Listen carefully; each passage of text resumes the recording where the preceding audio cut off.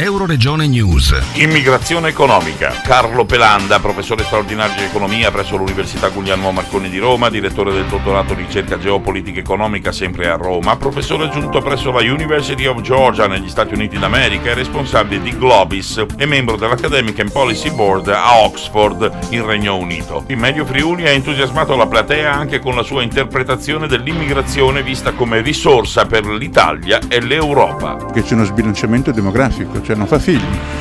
E se non fa figli vuol dire che sempre più popolazione avrà bisogno di pensione e sempre meno lavoreranno. E questo rischia, prima del riequilibrio naturale, cioè sono 20-30 anni, un ciclo lungo, e rischia di mandarci in tilt, al di là di tutti gli altri motivi nel mondo che potrebbero creare instabilità. Quindi la razionalità ci dice dobbiamo vedere gli immigrati come capitale umano, come soldi che ci vengono senza noi che andiamo a cercarli.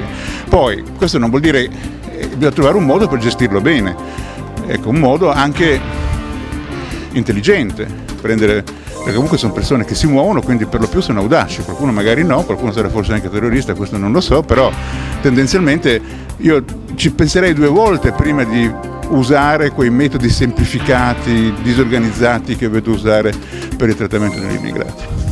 Dal Medio Friuli per Euroregione News, Marco Mascioli. I nostri servizi sono disponibili su internet all'indirizzo www.euroregionenews.eu.